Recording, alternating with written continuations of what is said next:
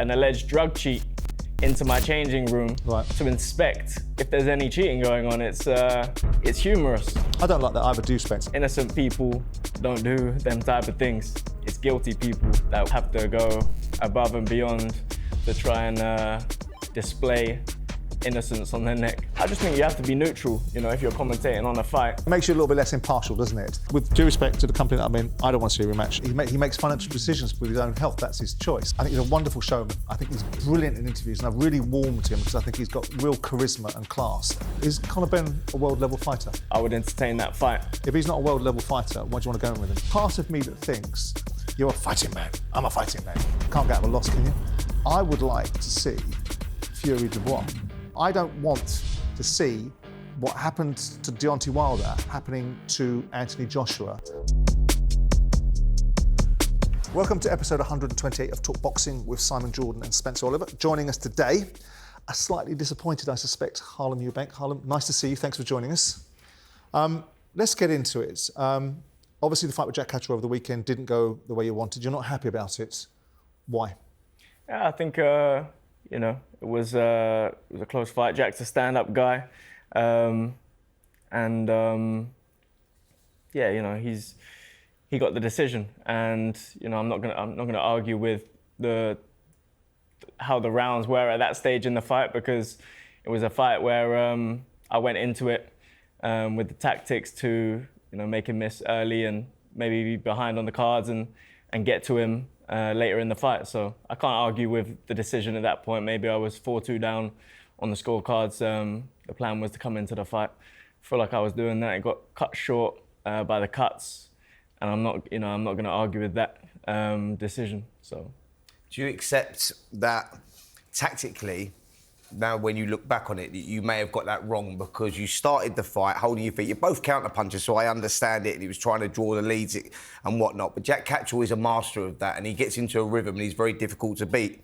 You not stepping in with your shots in the first, let's say, 3 rounds, cost you those rounds. And when you started stepping in, hence the cuts, because you both had those clashes there, do you think tactically you got it wrong? Yeah, 100%. I think Jack Catterall is a world-class operator, and he's very good at what he does. Very good at staying just out of distance and trying to counter you coming in.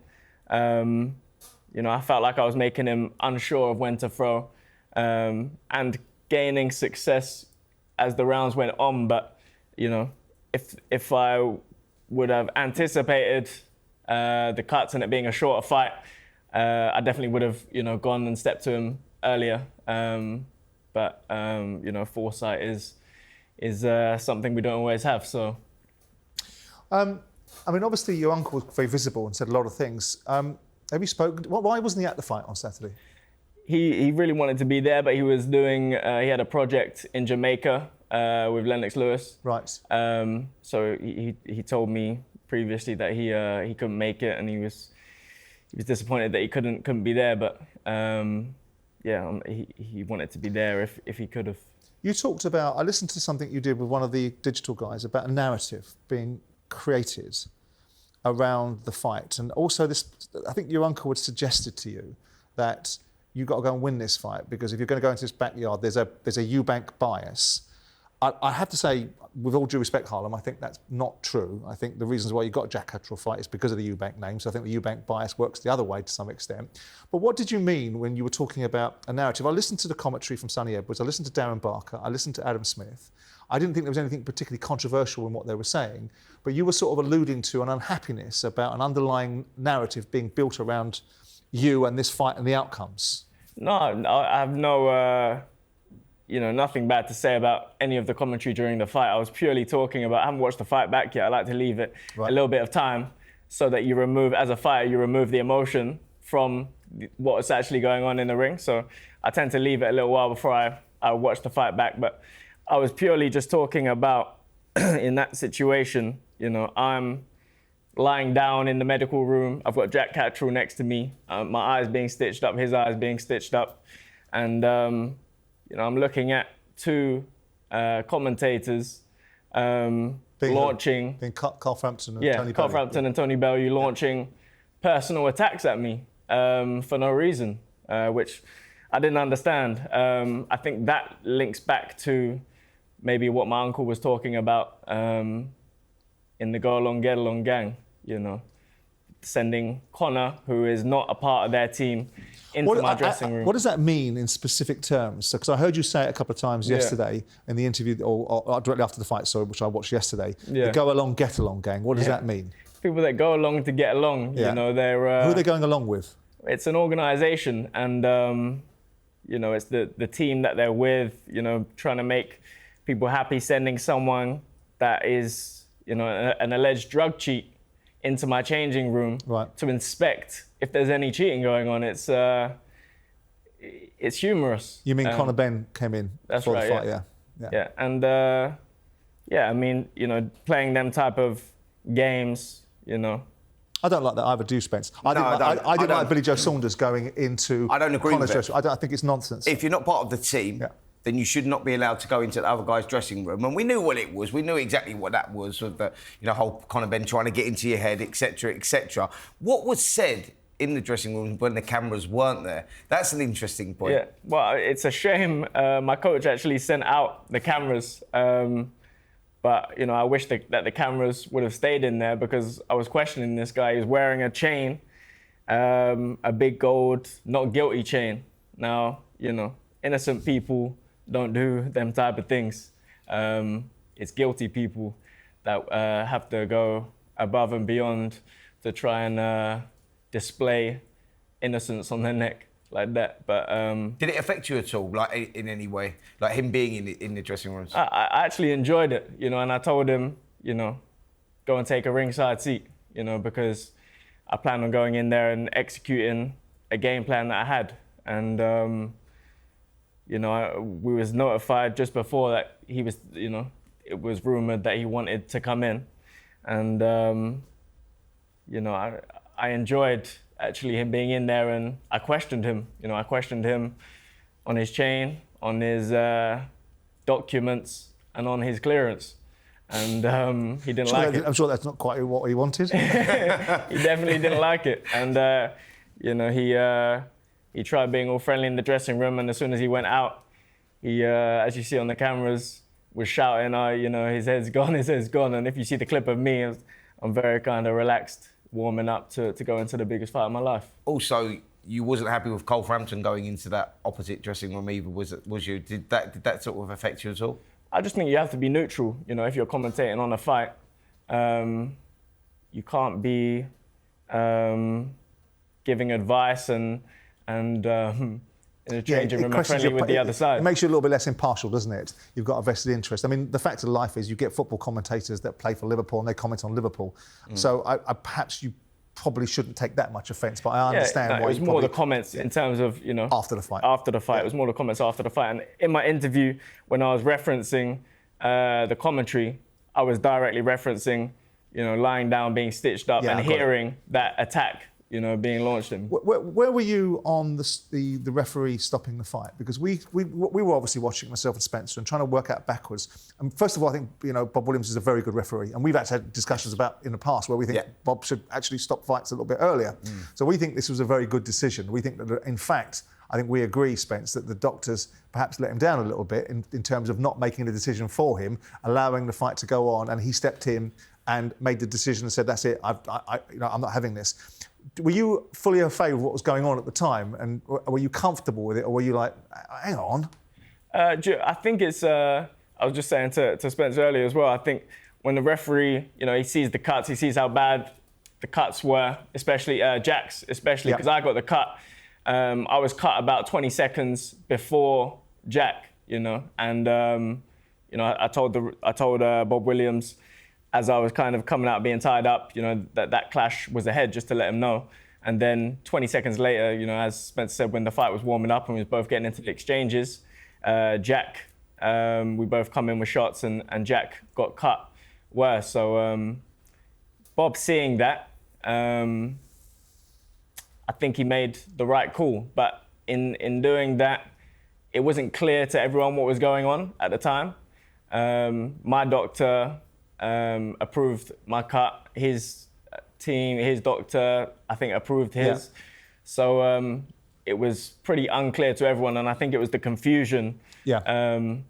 And I'll tell you where the controversy surrounding this is that Bob Williams went over to Jack Catterall's corner. Yep. He checked the cut. He hated what he saw. He's an ex-fighter himself. He recognised and that expected the doctor to say something about it. He's taking the pressure out of his own hands and going, the doctors do your job and stop the fight. They both got cleared to continue fighting, but Bob wasn't happy with the cuts from both sides, especially Jack Catterall's, which was a horrendous cut, and the doctors should have stopped that. So he took it upon himself to overrule the doctors and stop the fight, which, in my view, was a good decision, because you're right in what you say. Bob is, he's a good referee, but he does occasionally let fights go on. He likes the fighters to have that opportunity. He likes to give them the opportunity to be able to continue. In this instance, he didn't. I think that was where the controversy was, because of Bob because the doctors have said you can fight, but he's overruled it. Yeah. And I think it was the right decision, to be fair. Yeah, I think it was the right decision, but it just causes confusion, when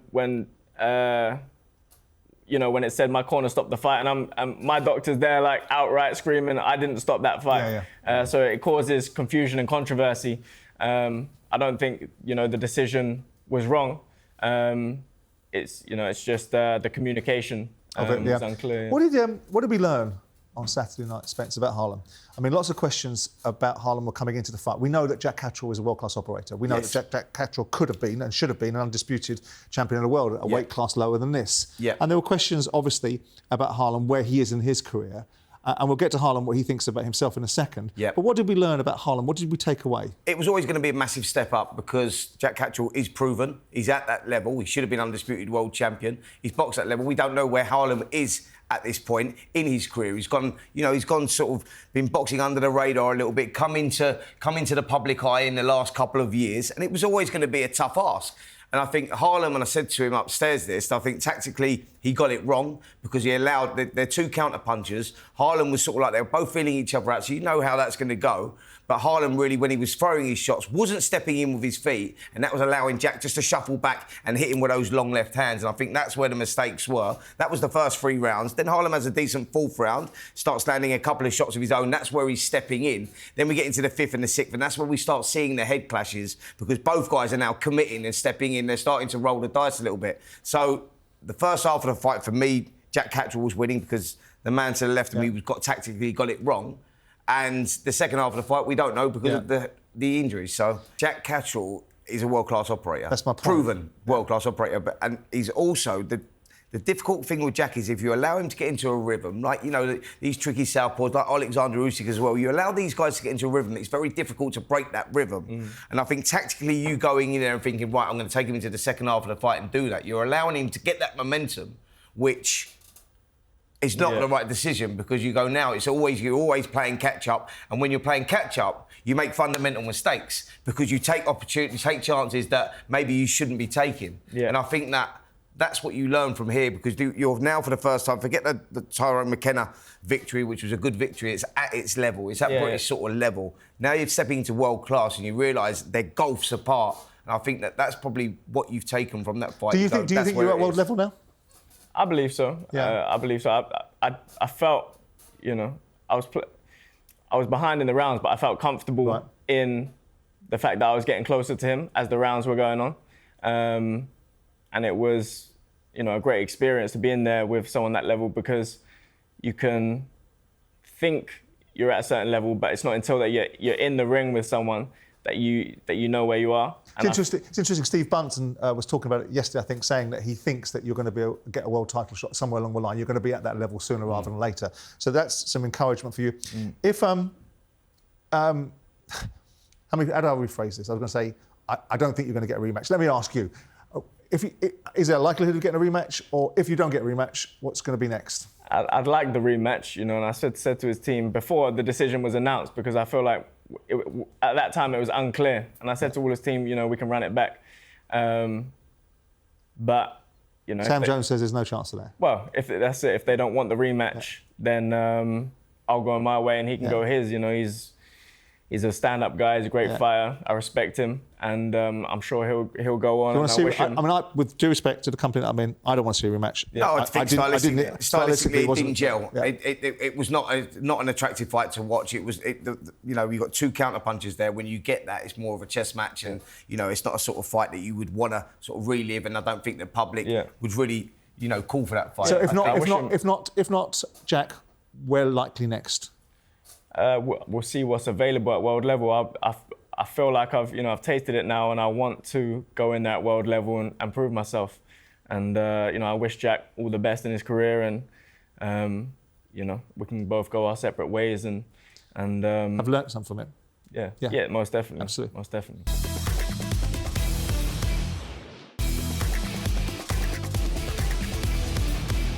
So, September the 20th, we see in many people's minds a long-awaited rematch, not in mine, of Chris Eubank Jr. and Conor Benn, Tottenham Stadium. Do you see anything different in this fight, Harlem, in terms of a different outcome, a different set of circumstances than in the first fight, or do you think it's rinse and repeat? I think we see a lot different. I think Chris, he knows exactly what's coming at him now, and I think he'll be prepared for it, and I think that he'll stop Conor this time. I think it'll be more convincing. Why do you think it was as close as it originally was with Chris and Conor? Conor sort of come out with a lot of credit because he was the guy moving up in the weight divisions. People were not sure whether he could compete at that weight, and he did compete at that weight, to be fair. Why do you think it's going to be so different this time? Well, I think Conor's been competing at 154 pounds for the last 3 years, so I think it's one division up from him. I don't think it's a huge jump in terms of the weight. This time, I think Chris is the type of fighter that when he knows what's in front of him, he really prepares for that. When he knows there's a threat, he prepares for that threat, and he needs to know to really prepare himself for that. And that is the difference between the first Liam Smith fight and the second Liam Smith fight that I saw in him. How does he make that weight though? Because this is the big concern, not myself, Simon. I think you sort of echo this as well. 160 is very difficult for him. He's 35 years of age now, and he seems to have outgrown that weight. And we saw that with certain stuff that he was posting, on his Instagram, struggling to make that weight. How does he make that weight easier this time, and how will that not affect him like it did in the last one?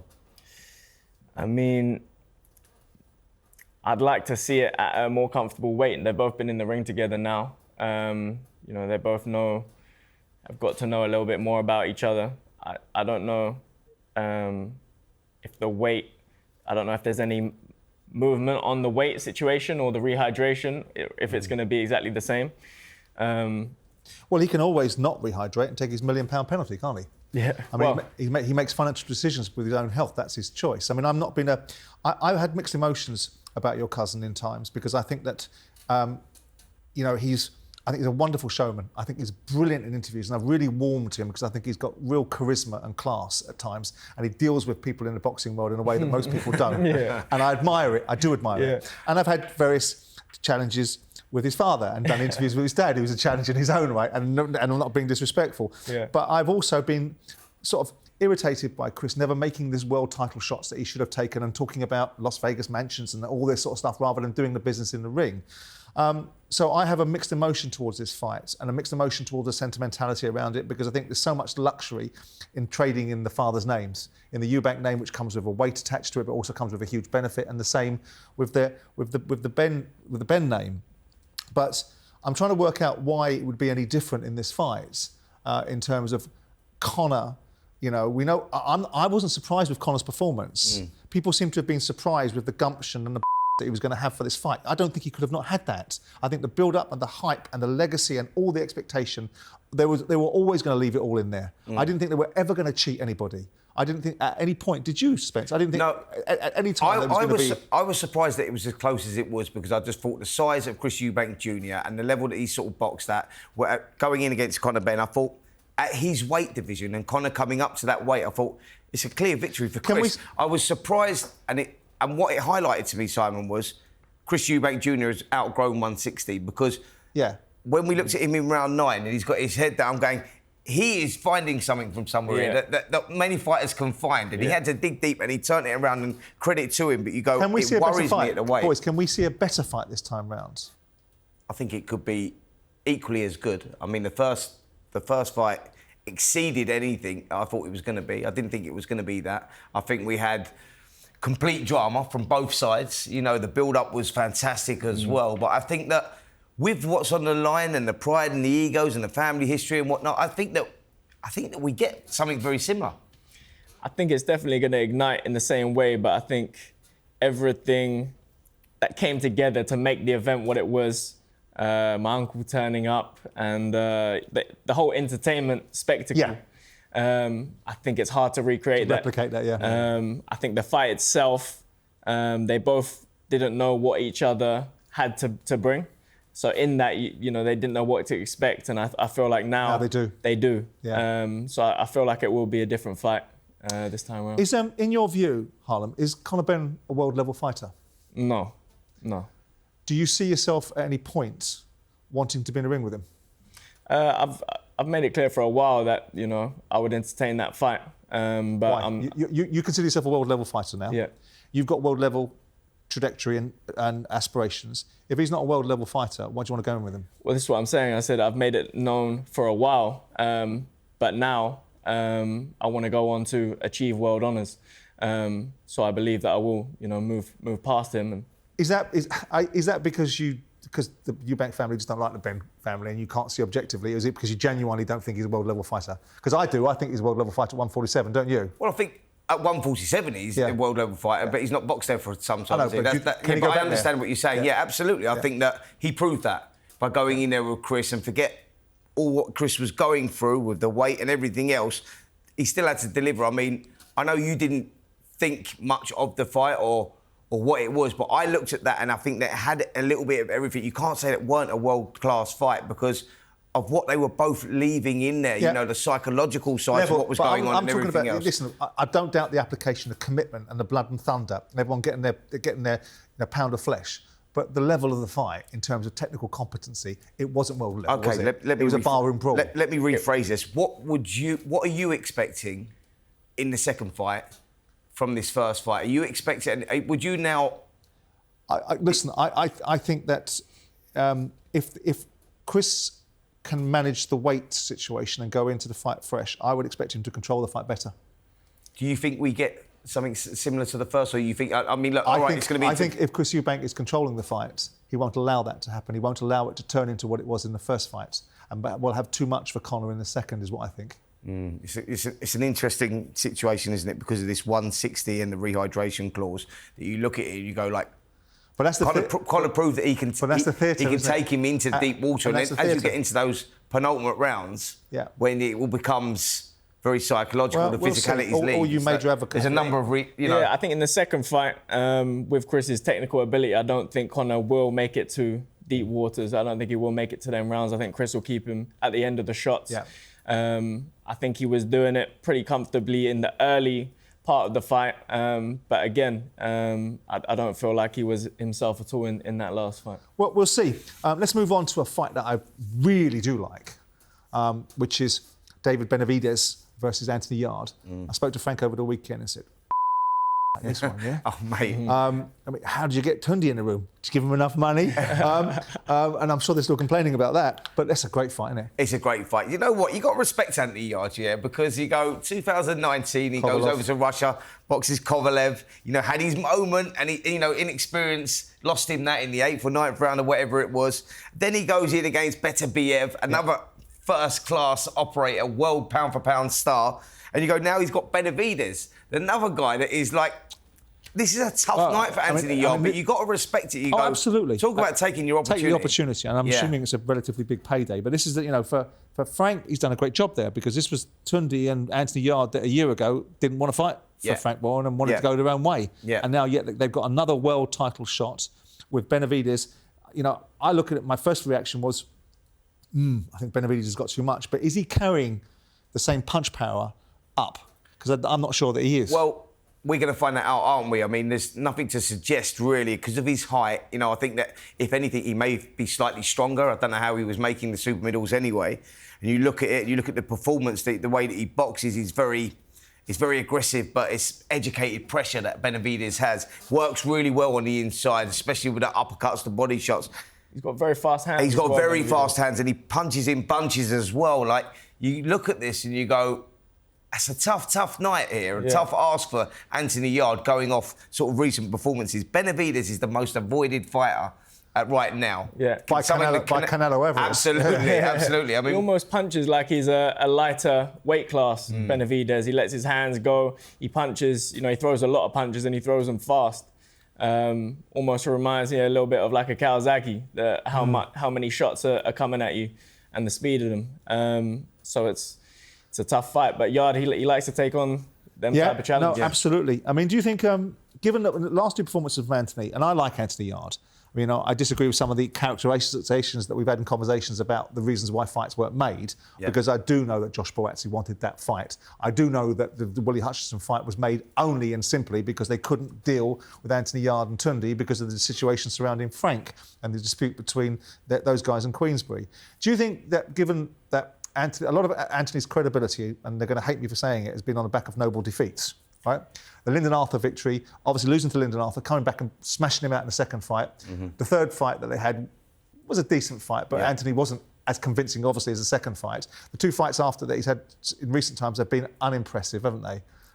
Before that, before that, sorry, Sarah Meta, I think it was. And so do you think that there was a case for maybe Anthony Yarde to have fought Boatsy in the build-up to fighting someone like Benavidez, or just take the opportunity when it's here? Listen, I think there was a huge case. Of course there was. They've got Callum Smith there as well, and there's big fights out there for him, huge fights on British shores. But you go, it is about opportunity, and what that is great management, from his side, because he's got this opportunity now. He's going to be getting well paid for it as well. And it's like, you guys, this is your dream, your aspiration is to become that world champion, and you're looking at it and the way the landscape moves and the opportunities that come up. You go, if it's presented to him, you get a Callum Smith or Boatsy fight for Anthony Yarde, or a Benavidez one, you go, well, he's chasing his dream of becoming a world champion, because you'd suspect that Boatsy and Smith is an easier fight and probably makes him as much money.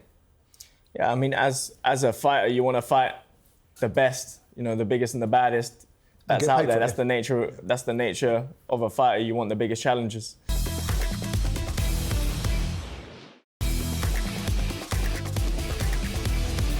Live only on DAZN. Usyk versus Dubois 2, July 19th. He silenced Britain's best. Usyk, the brick breaker, fighting for greatness, for the flag, for legacy. But now, the dynamite is ready to explode. Dubois, reborn, sharper, stronger, a weight of a nation on his shoulders. July 19th, Wembley roars beneath the lights. Who will become undisputed heavyweight champion of the world? Usyk versus Dubois 2, live only on DAZN. Buy now at DAZN.com/boxing. Spence, you were over in Turkey. I could be mean-spirited about your hair, but I won't, for the IBA event. How was that? Yeah, it was very good. Umar Kremlev put on a great event. IBA Pro Box 7 was the event, and it was very impressive. We had a lot of people over there. The boxing stars turned out, the boxing royalty, if you like, turned out. Terence Crawford was there, right? Yeah, Terence Crawford was there. Derek Chisora was out there. Tyson Fury was there. It was the who's who of boxing, really. I think they put on a fantastic event. Jazza Dickens, pleased for him. He won the WBA interim super featherweight title. Put up a great performance. But as a whole, it was very, very impressive. The IBA are trying to make moves, trying to make their way, trying to connect, the elite amateurs and the professionals, letting them box each other, giving the people the fights they want to make, and also bridging the gap between some of these pro fighters that can't get the opportunity, from the Middle East and whatnot, and giving those the opportunity. So I like what they're doing. Okay. It's a big ask, but it's very good. Okay. Well, look, you mentioned him a moment ago, Tyson Fury. He had a few things to say while I was over. Let's have a little listen to what Tyson had to say. If I was going to come back, I'd come back for Usyk. But I want a fair result in England. Would he be the only fighter that you'd come back for? That would be the one I want immediately. That would be the most fight that I'd want next. In England? Thank you, everyone. In England, for sure. Appreciate it. I only want a fair fight. I don't want any favours. I want a fair fight and a fair result, which I believe, and I know I didn't. How did you score that second fight? I thought I won it by 5 rounds. I've watched it literally 250 times. And each way, I never ever see it as a way for him to win. But I know they can do what they want. If they say it's Tuesday, it's Tuesday. I've always said I never give a anybody's opinion until it's me life. So, a few hours after this interview, we had a post from my mate Turkey Al Sheikh, which says, "The Gypsy King will be back. I've talked with him and I have his word to have him back in Riyadh season in 2026. We have a rabbit to hunt." And it was followed by a post from Tyson himself on Instagram 24 hours later saying, April 18th, 2026, Wembley Stadium, the trilogy. What do you make of all that? I mean, he is talking nonsense about the outcomes of those fights, though, isn't he? Absolutely. Look, there was only one victory in both of those fights. Yeah, they were good fights, but Alexander Usyk won them for me, and he won them quite comfortably.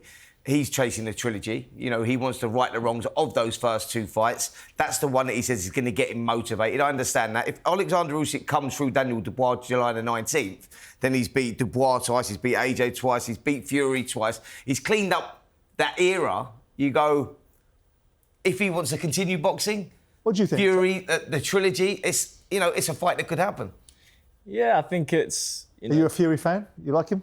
Yeah, I mean, he's done great. He's done great. He's turned his life around, and to see where he come from, with all that weight, losing it and becoming, What about his assessment of the fights? Do you think he was robbed by 5 rounds?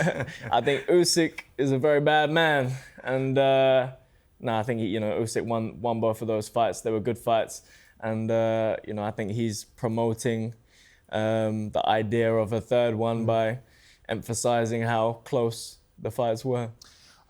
Let's hear the views of the omnipresent Derek Chisora, because he was out there as well. We just want to see Anthony Joshua, Tyson Fury. That's it. Yeah. We don't want to see Tyson Fury and Usyk, because we've seen twice, and the outcome will be the same. We don't want to see it. Yeah. We don't want to see it. What is Tyson Fury going to do which is going to be different from the last 2 fights? Nothing. So we want to see Tyson Fury and Anthony Joshua. It's just being teased today. That's all. I'm not. No, we don't want to be myself. teased. Don't tell me you're opening up a strip club around the corner from my house. No, I want you to open one. So what I'm trying to say to you is, we only want to see Tyson and AJ. Yes, I mean, that's a bit rich, isn't it? Because everyone knew what they were going to see when they saw Derek Chisora fight Tyson Fury the second time. Right? But we don't want to see Tyson Fury fight Alexander Usyk, because nothing's going to change. Absolutely. Listen, I think the fight that we all want to see, though, I think the fight that is missing from this heavyweight era is Anthony Joshua versus Tyson Fury. Let's hope we get that fight. That's the fight that I would like to see. Fury might have other ideas because he wants to go over old ground with Alexander Usyk. But the commercial fight, the fight that makes the most money right now, Anthony Joshua, Tyson Fury, come on, that's what we need. I think that's the fight they're both building towards, regardless of who they're fighting next. They both know that's the fight that the people want to see. They know that will be the pinnacle. That will be the fight where they both sail off into the sunset after. They know that's the last calling card, I think. I'm a big cash cow as well. What about you, Simon? The trilogy? You got any interest in that? Would you rather see that over AJ? Well, I don't know, because you're asking me in advance of what we see Alexander Usyk do against Daniel Dubois. So if Daniel Dubois goes in there and does a number on Alexander Usyk, which is, a reach, but notwithstanding, we both think that there's a chance that Daniel Dubois can win this fight. And if Usyk is 3% off and Daniel Dubois is his best night, we think he can win this fight. Then that changes the dimensions, doesn't it? No, totally. But I'm just saying, if Usyk comes through, and it is a big if for us, but if he does come through, would you rather Fury Usyk or AJ Fury? Despite the fact I think Tyson's been rude about me sometimes, I do like him as a fighter. And I did want him to win the fights against Usyk. And I don't agree with his assessment of them, but I also think that he's a self-fulfilling prophecy. I think he's charismatic. I think he brought a lot to the heavyweight division. At times, some of the things he said I think were stupid, but I think a lot of the things he did were fantastic. I thought the trilogy with Deontay Wilder at times was marvellous. I think winning the belts against Klitschko and opening up the division for everybody back in 2015, which Anthony Joshua benefited 2 years later, was game-changing for British heavyweights. And I'd like to think, and he was talking about his health yesterday, and health is wealth, and we all know that, right? But there's a part of me that thinks, you're a fighting man. I'm a fighting man. Can't get out of a loss, can you? Yeah. Can't get out of a loss, can you? That can't sit well with you. And of course, you'll always have the debates about his bipolarity and how much he needs boxing and how much it's going to be disadvantageous for him not to be fighting. So what fight do you want to see? Fury Usyk or Fury AJ? I would like to see Fury Dubois. That's an interesting fight. That's an interesting one. You threw me off track there a little bit, mate. But see, you would rather Fury Dubois than Fury AJ? Well, it depends. I mean, I've been in the camp for a year and a half that AJ's done. and said that as soon as someone lands one on him, he's going to have a problem. And you wouldn't have it, no one else would have it, and you used Jermaine Franklin, you used Robert Helenius, you used Otto Wallin, and you used Francis Ngannou. And I said to you, as much as I like Anthony Joshua, I think he's been a superstar for himself in certain aspects of the sport. If he gets a live one in there, I think he's going to get knocked out, which is what happened. So I don't want to see what happened to Deontay Wilder happening to Anthony Joshua, because there's not much left. Now, I know they'll say there is, but you're asking me the question. Yeah. I'm gonna ask you the same question, Harlem. Yeah. What fight would you rather see, AJ Fury, or would you rather see Fury Usyk 3? AJ Fury. I think that's the fight. I think it's a better, well-matched fight, because AJ is always better against bigger fighters. He's not good with small guys, which is one of the reasons I think Usyk was not right for him. Andy Ruiz wasn't right for him. He's better with tall, big men, and he always carries that power factor. But defensively, I think he'll be a lot better against someone like Tyson Fury than a guy of a smaller stature like Usyk. Well, we'll see. I'm going to ask you in a minute, Harlem, about the Usyk Dubois fight that's coming up. But before I ask you, David Hay was on talkSPORT last week. Listen to what David had to say. Derek had the best fight against Usyk than anyone's had. It's because he closed the range and worked inside. If Dubois can really impose himself and don't get involved in a boxing match, he's got a shot. Usyk's had his last 4 fights, 2 fights against AJ, 2 fights, against Tyson Fury, hard fights that he won, weren't life and death, but I think in the training camp he had to have those 4 fights, the big guys he was sparring. I know it's like sparring big guys, it takes a lot out of you. Has he taken too much out of himself? He's never lost before, undisputed cruiserweight, undisputed heavyweight, but at some stage it doesn't work anymore. I found that out. At some stage you can't do what you wanted to do. Nothing suggests he's comes that close from his last fight. But when he's fighting a young, rough, tough Daniel Dubois with lots of confidence, who's been in there, knows what it's like, he's got a chart, he's got a massive shot, but how do you bet against someone who's never lost, who doesn't know what it's like to lose? But I think if there's ever a chance for Dubois to beat someone like Usyk, it's now with the momentum he's got. Nice talking to David Hay there.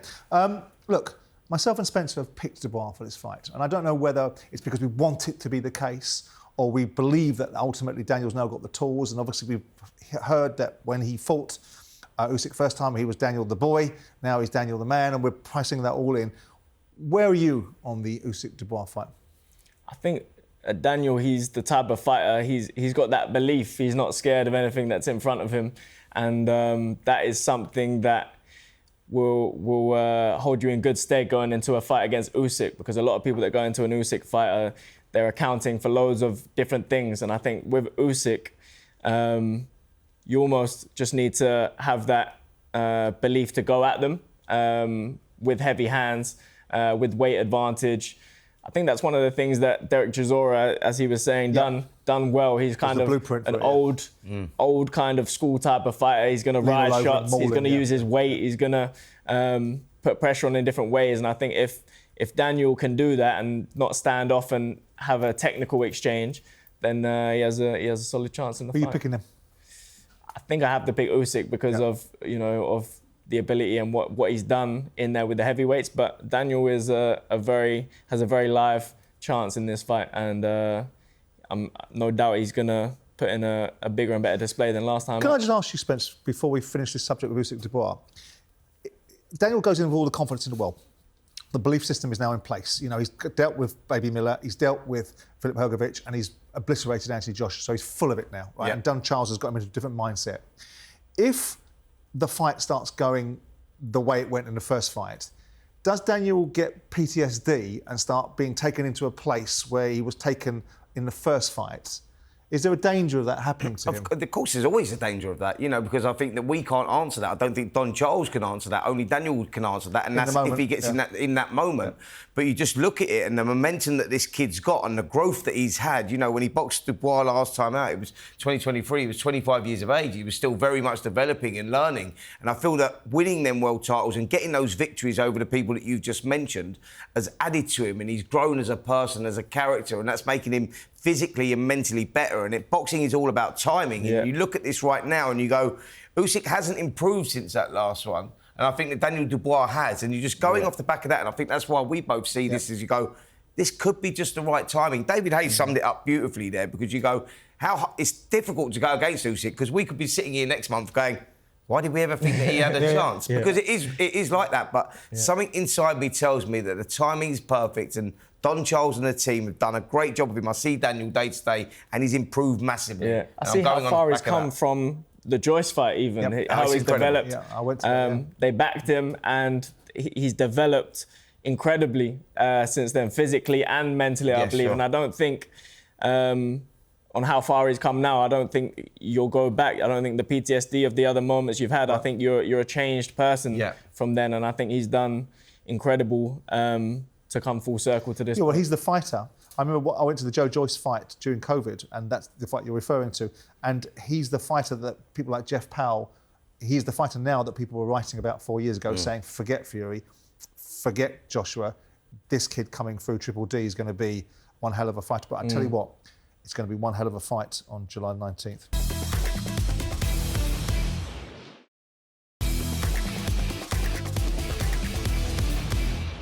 Live, only on DAZN, July 12th. Ring 3, Berlanga versus Shirez and Stevenson versus Cepeda. They're in their prime, they're hungry, and they're done being called the future. This isn't about future, it's about now. Because in boxing, legacy isn't handed out, it's taken. 4 rising kings, 2 brutal battles, 1 night to take the throne. Who's next in line? Berlanga versus Shirez, Stevenson versus Cepeda. Ring 3, July 12th. Live, only on DAZN. Buy now at DAZN.com/boxing. OK, Spence, we've been talking about trilogies on the show. We've got another one, Katie Taylor, Amanda Serrano. Do you think Katie Taylor deserved the win last time out? Well, look, there's always going to be controversy surrounding it because it was subjective what you really liked, and a lot of people felt Amanda Serrano done enough to win it. She maybe did do enough to win it. Went Katie's way. The boxing gods were with her. The first two, the 2 fights were absolutely incredible. I'm looking forward to this fight for all those reasons. And you just go like, they both had fantastic careers, long careers. Katie's one's been a tough one, man, like a really tough one, and she showed something. I think that's why people love her. She fights with her heart on her sleeve. She bites down on that gum shield and finds something that great champions find. And they go, off the back of that, I'm just going, you've got to go with Katie again, but Amanda's a formidable force as well. They're both incredible fighters, and the first 2 fights have been all action fights, and that's why we want to see it again. Katie, she's a great ambassador for the sport. Indeed. Inside and outside of the ring, and you have to just kind of sit back and watch and admire the 2 girls. We've seen I don't mean to be mean-spirited, but we have seen the best of Katie. Definitely. Yeah. Look, she shows character in that ring, and she's gone to the world time and time again. You go, there's only so much you can do that. But Katie Taylor is one of those rare breeds that you just go like, she finds something from somewhere. She lives, eats, sleeps for sport. She's dedicated herself, and I think she's a pioneer for women's boxing, women's sport. Yeah, I agree. And so I'm not going to go against her. I think that she's gonna find something from somewhere to possibly end what has been an unbelievable career. Yeah. Close the show. Live on DAZN on Saturday, we've got another great fight. Hamza Shirez stepping up super middleweight against Edgar Berlanga, King of New York. I mean, apparently, Hamza's been running around New York with a microphone saying, have you heard of Edgar Berlanga? Have you heard of Edgar Berlanga? No, he's not the King of New York. Unfortunately, no one had. But Berlanga, look, I mean... It's a good fight, isn't it? Yeah, it's a very good fight because it's a great opportunity for Hamza Shirez. Do you think it's better for Hamza stepping up to super middleweights? Definitely. I think that we saw that against the Adames. I think that we saw a guy that was weight drained. We didn't see that normal fire and that normal punch power, the resistance, all of that. Yeah, he had hand trouble. He broke his hand, but it wasn't the Hamza Shirez I knew. And I just looked at that and thought, you've outgrown the weight. He's a big guy. Berlanga's a good fighter, but was found out against Canelo. He got tagged. He's wide open to the left hook. He carries his right hand in front of his face. And I think on the inside as well, he gets caught with a lot of uppercuts. I think that stylistically, Berlanga is made for Shirez, and Shirez better at super middleweight. Yeah, I think it's an interesting matchup. Shirez, he's got that height, he's got that reach. And when you have that reach, you have that snap and the whip at the end of the shots. And it appears like Hamza has that. So there'll be a threat for Berlanga there. But I feel Berlanga's the bigger, stronger, physically stronger guy at that weight class. So it'll be interesting to see how that gels. If Hamza will surprise Berlanga with the shots coming back, and how Shiraz will take the physical strength of It's Berlanga. important this for Hamza, isn't it? Because a lot of questions. I mean, I know that we had the broken hand as part of it, but prior to the broken hand, he was struggling in that fight against Adames. Most people picked that fight, or we certainly did, thinking that he wouldn't stroll through it, but Adames wasn't a hugely formidable champion, and we expected Hamza to come through it. And then the questions start to reverberate about, is he world class? Well, so I he's think got to put a performance on against Berlanga, isn't he? Absolutely. Look, I think it was a coming of age fight, wasn't it, for Hamza Shiraz? We thought this was going to be, you know, his glory moment, and this is where he comes into his own and shows that he is world class. We've been talking about it, you know, the good wins against Amo Williams and Liam Williams and stuff. Yeah. So you look at that and you go, he's ready. Yeah. And he didn't deliver.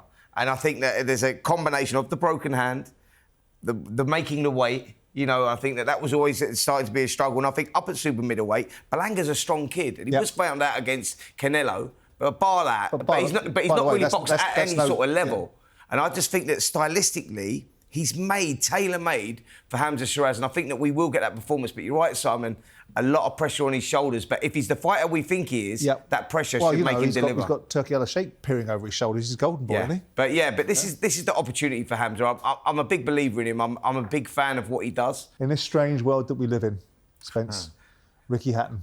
Yeah. Tell me. Well, he's doing it for his own reasons. He says that he's in a good place, a good headspace. Come on, man. Like, you know, we saw the last time that he boxed against Sebchenko, and that was back in 2012, I believe it was. We saw Ricky Hatton that was a shell of his former self. 34 years of age. You know, it's not for financial reasons before people start jumping on that, because Ricky's earned a few quid, and, you know, he's got his money and he's got other things going on outside of that. This can only be for looking for some sort of focus, direction, or whatever it is. But I don't like it, because I think he's been great for the sport, and, you know, he's taken all the army, legions of fans over to Vegas and whatnot, and I'd like it to be remembered there. Sebchenko was sort of like a sad end, really, and I didn't enjoy it, but I recognise why he was doing it. For this one, I really don't know. He's boxing a guy that's a similar age to him, and I think this guy's putting on a promotion. It's out in Dubai. It's for the Middle East WBC middleweight title, which is over 8 rounds. Okay. He's doing it for his own reasons. What do you think of these sort of things? I don't like seeing any ex-fighters that have achieved so much in the sport getting punched in the head at this age. You know, I didn't like it when the Manny Pacquiao one was announced. You know, these fighters are legends in the sport, and I don't want to see them taking shots to the head at this age. Wonderful WBC, that, isn't it? Another WBC special, that wasn't it? Absolutely. Like, as I say, you know, Ricky's doing it for his own reasons, which he knows, but do we want to sit? No. Probably not. Right, that's it for episode 128 of Talk Boxing with Simon Jordan and Spencer Oliver. Thank you, Harlem, for coming in. I appreciate it very much. And we'll see you guys next week.